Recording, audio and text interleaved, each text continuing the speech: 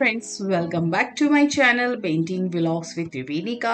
आज है रामायण सीरीज का पार्ट 2। तो आज मैं आप लोगों के साथ शेयर करूंगी एक बहुत ही इम्पॉर्टेंट चीज़ जो कि हमेशा मेरे कमेंट सेक्शन में मुझसे पूछी जाती है कि निब प्रॉपरली वर्क नहीं करती है। अगर आपकी निब भी ऐसी वर्क करती है ना, तो इस वीडियो को पूरा देखिए, इसका सॉल्यूशन इस वीडियो में आपको मिल जाएगा।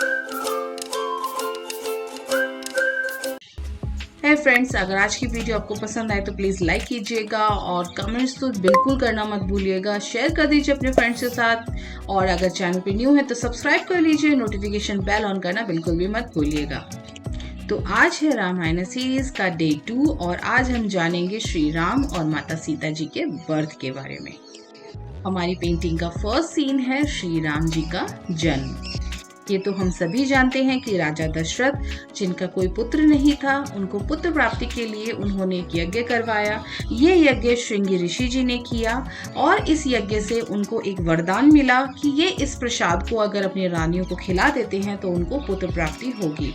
उन्होंने अपनी तीनों रानियों को ये प्रसाद खिलाया और एक रानी को प्रसाद को 2 बार दे दिया। कहा जाता है कि इसलिए उनके 2 पुत्र हुए। तो वही सीन आज हम यहाँ पर हम बनाएंगे। तो यहाँ पर हम हमारे जो चारों राजकुमार हैं, प्रभु श्री राम, लक्ष्मण, भरत, शत्रुघ्न, उनको यहाँ पर जो है हम उनका बाल रूप दिखाएंगे और उनके इर्द गिर्द उनकी तीनों माताएं और एक उनकी जो आया रहती है उसको दिखाएंगे। आप चाहें तो चारों महिलाओं की जगह पर राजा दशरथ को भी बना सकते हैं। मेरे से थोड़ा सा ये मिस हो गया। अगर आप चाहें तो यहाँ पर राजा दशरथ को दिखाएंगे तो ये सीन और भी परफेक्ट बनेगा। तो शुरुआत हम यहाँ पे पालने से करेंगे क्योंकि पालना हमारा मेन एलिमेंट है। उसके बाद जो हम इंसानों को यहाँ पे बनाएंगे वो इसके आसपास और आगे पीछे ढके हुए हैं। तो मेन चीज़ पालना है, तो पालना हमें बहुत ध्यान से बनाना है। इस तरीके से रेक्टेंगुलर शेप बनाकर हम उसको बना सकते हैं। एक बेसिक से शेप ड्रॉ करेंगे और उसके बाद उसमें लेडीज़ का जो बाल होते हैं और जो कॉस्ट्यूम होते हैं उसको वहाँ पे ड्रॉ करेंगे। तो इस तरीके से हम हमारी यहाँ पर तीनों रानियाँ दिखाएंगे जो अपने पुत्रों के साथ खड़ी हैं और बहुत खुश हो रही हैं। साथ ही उनकी एक दासी भी वहाँ खड़ी है जो कि पुत्रों की रक्षा कर रही है या सेवा कर रही है। बहुत सारी चीज़ें होती हैं जब हम एक बड़ी पेंटिंग में छोटा सा सीन बनाते हैं, तो कुछ चीज़ों का हमें ध्यान रखना चाहिए। जैसे कि बहुत ज़्यादा डिटेलिंग वर्क हम यहाँ नहीं देंगे। अगर बहुत ज़्यादा डिटेलिंग वर्क देंगे तो जो छोटी चीज़ है ना वो ढक जाएगी पूरी। तो जितना ज़रूरत है हमें सिर्फ उतना डिटेलिंग करना है और बाकी जो मेन एलिमेंट है उनको हमें यहाँ पर उभार कर दिखाना है। तो यहाँ पर हम दूसरी रानी को बना देते हैं। फीमेल बनाने का जो फिगर है, नॉर्मल फिगर, वही हम यहाँ बनाएंगे। बस एक चीज़ का ध्यान रखेंगे कि जो उनके आभूषण है वो हमें बनाने हैं क्योंकि हम यहाँ पे रानियाँ भी ड्रॉ कर रहे हैं और जो दासी है उसको भी ड्रॉ कर रहे हैं। तो आप क्या करेंगे, यहाँ पर जो टीका है, नथ है, अच्छे से हार है, वो रानियों को पहना दीजिए और जो दासी है उसको थोड़ा सा कम कर दीजिए। बिल्कुल कम नहीं करना है क्योंकि पुराने ज़माने में जो राजमहल में दासियाँ रहती थी भाई, वो भी बहुत गजब का अच्छे से तैयार होती थी। तो जैसा कि हम लोगों ने सीरियल्स में देखा है उसमें तो यही होता है। तो उसी अनुसार हम यहाँ पर इसको ड्रॉ करेंगे। अब जो गौर करने वाली बात है वो ये है कि जब हम चीज़ों को ड्रॉ करें, अब हम कैसे इसमें देखेंगे कि हमें कितना बड़ा पालना बनाना है, कितने बड़े जो फीमेल की फिगर्स हैं उनको ड्रॉ करना है। तो यहाँ पर एक चीज़ का ध्यान रखें गाइस कि फीमेल का जो पीछे का जैसे चुन्नी वाला पोर्शन है वो तो आप उसमें बॉर्डर में कट भी जाएगा, मतलब अंदर चला जाएगा। हमेशा एक चीज़ अपने माइंड में ध्यान रखिए कि जब भी मधुबनी पेंटिंग बनती है उसको इस तरीके से सोच के बनाइए कि एक विंडो है, विंडो के बाहर एक सीन है, उसको आप देख रहे हैं। तो कभी भी आप देखेंगे विंडो में जितना आपको दिखता है आप उतना ही सीन उसको देख पाते हैं। तो उसमें कभी भी आप हमेशा में इमेजिन करते हैं ना कि हाँ चलो ये आधी चीज़ विंडो के उधर है, तो उस तरीके से सोच के बनाइए। वही होती है मीनिंग फ्रेमिंग का, कि हमने एक दृश्य, एक सीन यहाँ पे क्रिएट करा जिसका जो पोर्शन हम जितना दिखाना चाह रहे हैं उतना हम दिखा रहे हैं। ये चीज़ है, ये बहुत माइन्यूट चीज़ है लेकिन बहुत ही इम्पॉर्टेंट चीज़ है। अगर आप इसके पीछे का जो लॉजिक है वो समझ जाएंगे तो आप कोई भी सीन बहुत ईजिली क्रिएट कर लेंगे। हमेशा सीन में जो मेजर एलिमेंट है उनको ध्यान रखना है, और जो नॉर्मल चीज़ें हैं जिनको हम हाइड कर सकते हैं उनको हम हाइड कर सकते हैं, कर देते हैं। तो ये चीज़ का बहुत ध्यान रखना होता है इसमें। तो हमारी तीनों रानियां अपनी दासी के साथ जो है रेडी हो गई हैं। अब बारी आती है हमारे चारों राजकुमार की, जिसमें है प्रभु श्री राम, प्रभु श्री लक्ष्मण जी, भरत जी और शत्रुघ्न जी। तो इन सबको हम ड्रॉ करेंगे। हमें यहाँ बाल रूप दिखाना है, बच्चों को लेटे हुए दिखाना है, तो उनको हम इजीली बहुत ज़्यादा आभूषण तो नहीं पहनाएंगे। अब चूंकि ये राजकुमार हैं तो इनके सर पे छोटा सा मुकुट तो हम जरूर देंगे ही देंगे। देखिए दोस्तों, जैसे मेरे पास यहाँ बहुत सारी जगह नहीं है कि मैं हाथों को किस तरीके से, बच्चों के हाथों को ऊपर की तरफ लाऊं, तो मैं इस तरीके से बनाऊंगी कि एक हाथ बच्चे का इसके ऊपर आ रहा है या एक हाथ बच्चे ने उसके नीचे, हाथ के नीचे किया हुआ है, मतलब आपस में खेलते हुए हम इनको यहाँ पे दिखाएंगे। तो ये आप एक सिंबॉलिक है, इजीली आप इस चीज़ को समझ लीजिए कि एक सिंबॉलिक चीज़ होती है मधुबनी पेंटिंग, और इसमें बहुत ज़्यादा आप डिटेलिंग पार्ट हम नहीं देते हैं। तो इसलिए ये चीज़ ध्यान रखिएगा कि किस तरीके से आप अपने एलिमेंट्स को एडजस्ट करेंगे।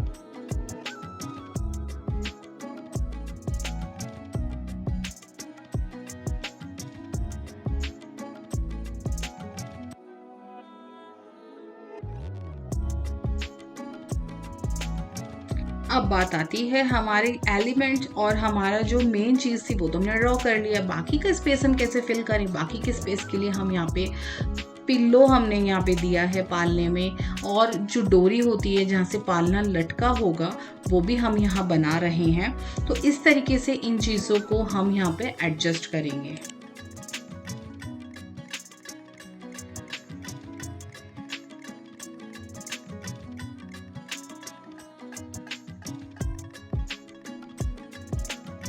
अब बारी आती है हमारी जो सीन है उसको डिवाइड करने की।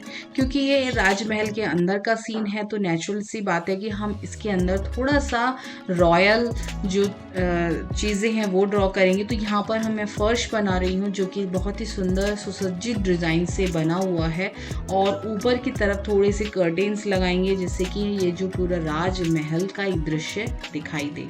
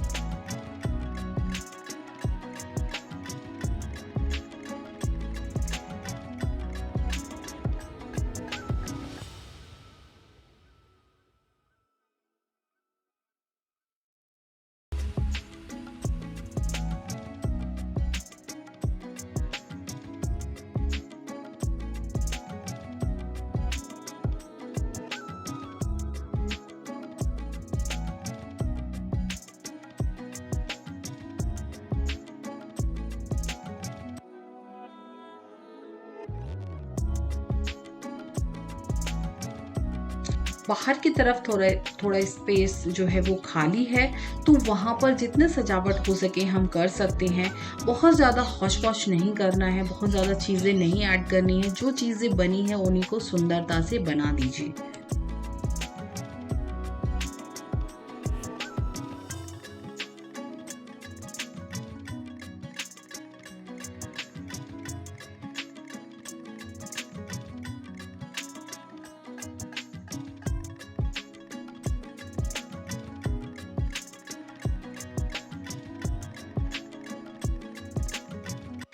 तरीके से हमारा जो काम है वो कंप्लीट होता जा रहा है। और फ्रेंड्स, जिन्होंने मुझे इंस्टाग्राम पे फॉलो नहीं किया है तो वहाँ पर भी फॉलो कर लीजिए। वहाँ पर भी मैं एक से एक पेंटिंग्स और फोटोज़ डालती रहती हूँ।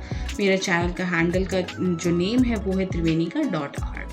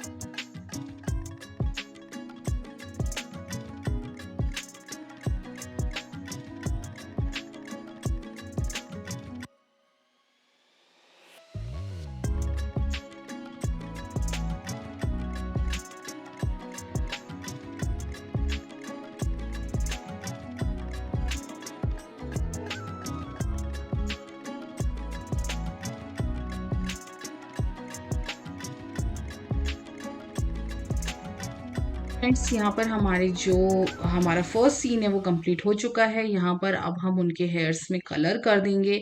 नेत्र और आईज हम बनाएंगे सबसे लास्ट में, क्योंकि कहा जाता है कि मधुबनी पेंटिंग में आईज सबसे एंड में दी जाती हैं, तो इसलिए यहाँ पर वो सबसे लास्ट में हम काम करेंगे जब कलरिंग वर्क हमारा कंप्लीट हो जाएगा। अभी फ़िलहाल हम ये ब्लैक हेयर्स कर रहे हैं, और हेयर्स में कलर करते ही आप खुद ये फील कर रहे होंगे कि इस पिक्चर में एक बहुत अद्भुत सी खूबसूरती नज़र आने लगी है। और मुझे तो बिल्कुल वेट नहीं हो रहा है कि मैं इसको कब जल्दी से कलर करूं, बट मैं सारे पिक्चर्स जब बना लूँगी तब मैं इसको कलर्स दिखाऊंगी। तो वाल्मीकि रामायण के अनुसार माता सीता का जन्म जनकपुर में हुआ था। जनकपुर का प्राचीन नाम मिथिला तथा वैदय नगरी था, और इन्होंने अपना शादी से पहले का जो जीवन था वो यहाँ पर ही व्यतीत किया था।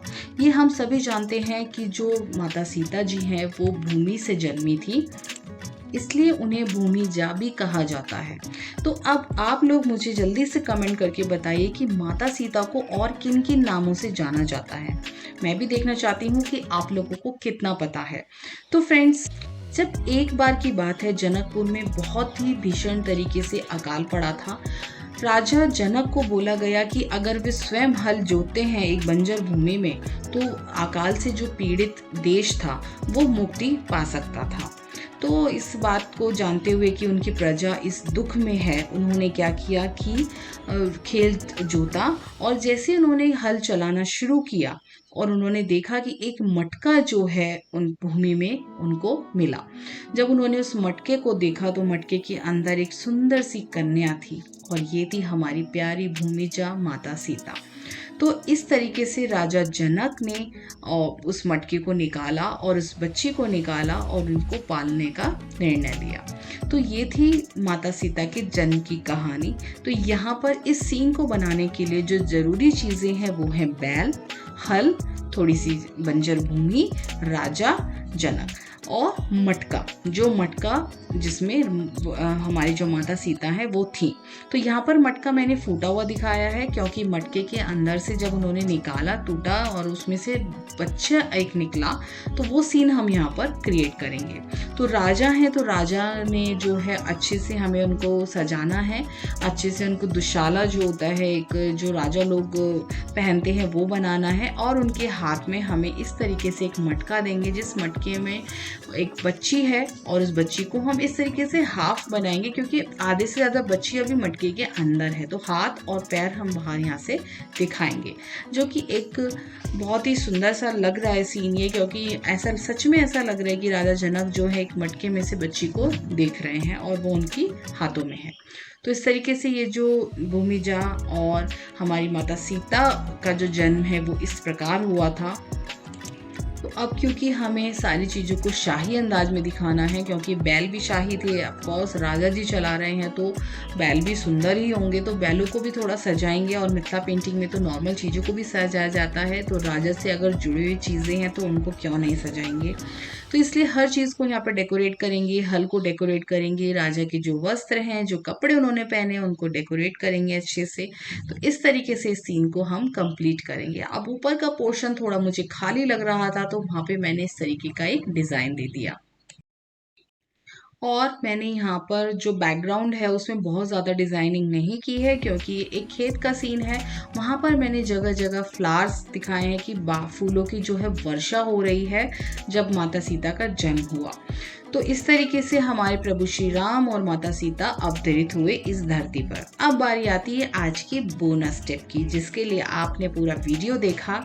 तो ये था हमारा सवाल जो कि मैंने स्टार्टिंग में पूछा था, इसका जवाब भी मैं जरूर ही दूंगी आप लोगों को। देखिए गाइस, क्या होता है कई बार डिफरेंट कलर तरह की शीट होती है, हर तरह के पेपर की जो वाटर एब्जॉर्प्शन जो इंटेंसिटी होती है वो डिफरेंट होती है।